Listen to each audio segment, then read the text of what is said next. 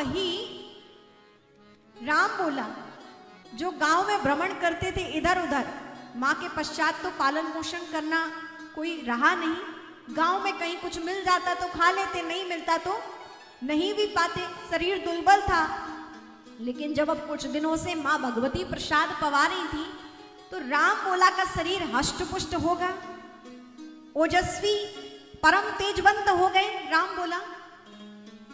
और हुआ क्या कि गांव के कुछ लोग होते हैं जो सब पर नजर रखने का उनका स्वभाव होता है। आप देखते होंगे आपके आसपास भी कुछ लोग ऐसे होंगे कि जिन्हें अपने घर का भले ही कुछ ना मालूम हो, लेकिन उन्हें दूसरों के घर का एक एक बात पता होती है। और व्यक्ति को जब पता चले स्वयं, तो वो भी आश्चर्य में रहता है कि मैं अपने घर में रहता हूं, मुझे ही नहीं मालूम है, वो बल्कि दूसरा हमारे घर के विषय में सब जानता है ना। आप लोग का अनुभव भी होगा, कुछ लोग ऐसे होते हैं। तो उन्हीं में से एक वृद्ध माता बोली कि ये बालक तो दर्शन करने आई काशी विश्वनाथ, तो ये बालक तो हमारे गांव में घूमता फिरता था, एकदम दुर्बल था, इसके माता पिता नहीं। अब ये यहाँ हष्ट पुष्ट कैसे हो गया, इसका ध्यान कौन रख रहा है, इसे कौन खाने पीने देता है? और यदि कोई यहाँ खाने पीने देता है तो ये तो हमारे गांव की बदनामी है कि एक छोटे से बालक का गांव वाले पालन पोषण नहीं कर पाए और यहाँ दूसरे शहर में आके इसका पालन पोषण हो रहा है। तो गांव वालों को इससे बदनामी का आभास नहीं हो रहा था कि हम इसे भोजन नहीं दे रहे हैं, लेकिन दूसरा इसे भोजन दे रहा है, वो ठीक है, इससे उन्हें अपनी हानि अपमान महसूस हो रहा है। स्वभाव है अपना अपना। तो उसने सोचा कि आज तो हम पता करके रहेंगी कि इस बालक का पालन पोषण कौन करता है। अब माता जगदम्बा तो रोज आती थी, बालक को भोजन प्रसाद पवाती थी स्वयं अपने हाथों से। तो कहते हैं कि वृद्ध माता आज रात्रि में मंदिर के पास ही छुप गई, क्योंकि राम बोला वही मंदिर में निवास करते थे। कहते हैं कि आज रात्रि उसने छुपकर देखा, रात्रि व्यतीत हो गई, कोई नहीं आया। प्रातः काल हो गया, दोपहर में भोजन कराने माता स्वयं आई, प्रकट हुई, दिव्य वही स्वर्ण थाल में 56 भोग लिए आई। माता भोजन करा रही है राम बोला को। और कहते हैं उस वृद्ध महिला ने देख लिया कि स्वयं जगत जननी भोजन कराने आ रही है, तो तुरंत दौड़कर पहुंची और माता के चरण पकड़ लिए। कह रही यहाँ तो स्वयं जगदम्बा आ रही है। चरण पकड़ लिए और जो ही चरण पकड़े माँ जगदम्बा अंतर ध्यान हो गई, क्योंकि भगवान भी उसे दर्शन देते हैं जो योग्य है। और माता जगदम्बा जो ही अंतर ध्यान हुई, समझ गई अब उस महिला को बड़ी भूल हुई, बड़ी ग्लानि मन में हुई। ये तो दिव्य बालक है।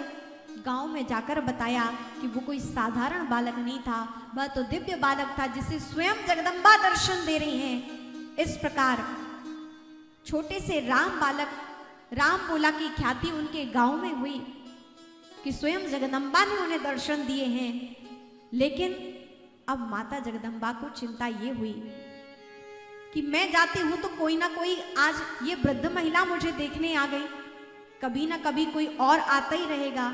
तो भगवान शिव से चर्चा कर रही हैं, आपसी वार्ता कर रही हैं। माँ जगदम्बा बोली, प्रभु ऐसा कोई आप उपाय कीजिए कि मुझे भी ना जाना पड़े और इस बालक का पालन पोषण भी होता रहे। जो ही ये बात कही तो भगवान शिव परम कृपालु, भगवान शिव ने क्या किया? कहते हैं कि जगत गुरु रामानंदाचार्य जी की परम कृपा पात्र शिष्य थे अनंताचार्य जी, और उन अनंताचार्य जी के परम कृपा पात्र शिष्य थे श्री नरहरियानंद जी, जिनको नरहरिदास भी कहा गया है। तो नरहरियादास जी के स्वप्न में भगवान शिव पहुंचे,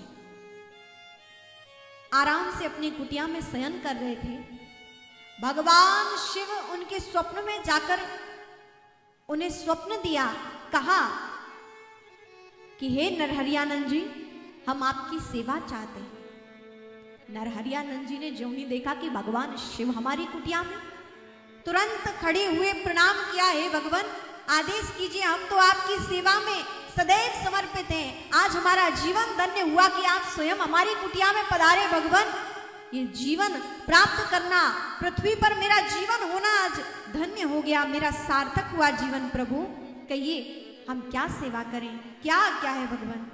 भगवान शिव ने कहा, हे नरहरियानंद जी, संपूर्ण बात बताई कि एक राम बोला बालक है जिसके माता पिता का साथ नहीं, उसके साथ हम ही उसके माता पिता हैं। जगदम्बा उसकी माँ है, मैं ही उसका पिता हूं। लेकिन मैं चाहता हूं कि आप उस बालक के गुरु बने, उसका पालन पोषण करें, उसे खूब दिव्य शिक्षा दें, उन्हें पूर्ण ज्ञानी बनाएं और आप उससे स्वीकार करें। और जो ही ये बात सुनी और ये बात कहकर भगवान शिव अंतर्ध्यान हो गए। जो ही भगवान शिव अंतर्ध्यान हुए तो स्वप्न से जागृत हुए, चेतना आई और कहते उसी क्षण नरहरियानंद जी रात्रि में ही राम बोला की खोज में चल दिए।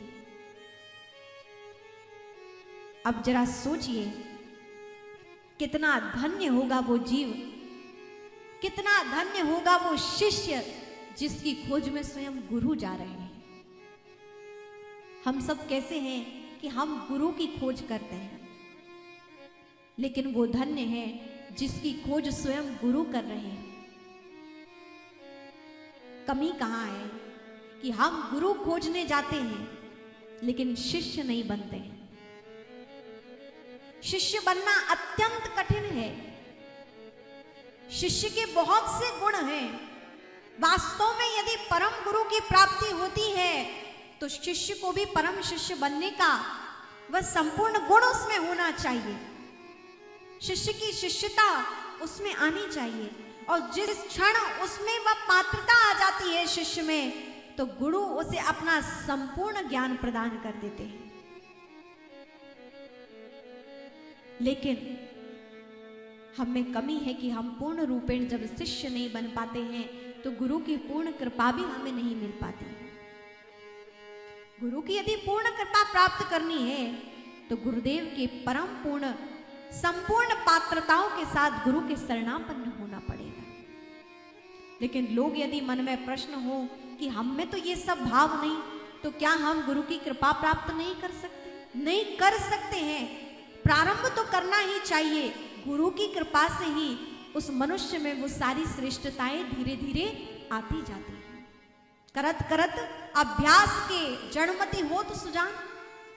जिस प्रकार कोई भी प्रकार का आप अभ्यास करते उसमें माहिर हो जाते हैं, उसी प्रकार आपने गुरु आपके जीवन में आए हैं, आपने दीक्षा धारण कर ली है, गुरु नाम का आप मंत्र जाप कर रहे हैं, उस मंत्र के प्रभाव से आपके जीवन में शिष्यता भी परिपूर्णता की ओर अग्रसर होगी। धन्य है आज राम बोला जो स्वयं जिनमें ऐसी श्रेष्ठता भगवान शिव की कृपा से कि इन्होंने गुरु नहीं खोजा, स्वयं गुरु नरहरियानंद जी अपने शिष्य को खोजते खोजते राम बोला के पास आ गए। और जो ही राम बोला के पास आए और कहते हैं कि राम बोला को प्रथम बार किसी महापुरुष ने पुत्र कहकर पुकारा।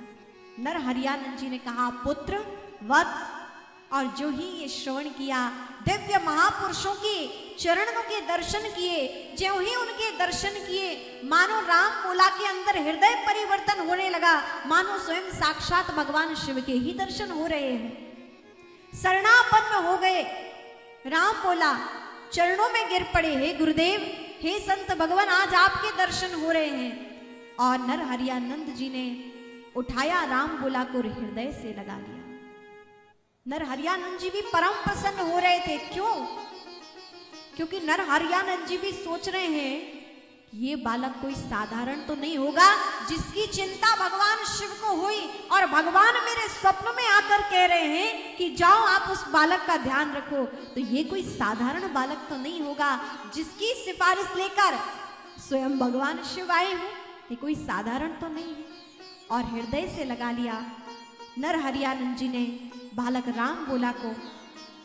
और अब यहां पर राम बोला समझ गए कि अब एक संत का दर्शन हो गया है तो अवश्य मुझे राम मिलेंगे। जब संत दरस हो जाएं तो इतना समझ लेना अब हरि से मिलन होगा। अब मुझे गुरु मिल गए, संत मिल गए, तो अब ये निश्चित हो गया है कि मुझे मेरे आराध्य राम भी मिल जाएंगे। आइए हम सब भी अपने गुरु की सन्निधि में बैठे हैं, यदि हमें गुरु मिल गए हैं तो अवश्य परमात्मा मिल ही जाएंगे। सभी बड़े भाव से गाएं, जब संत मिलन हो जाए, तेरी वाणी हरि गुण गाए, तो इतना समझ लेना अब प्रभु से मिलन होगा, अब प्रभु से मिलन होगा।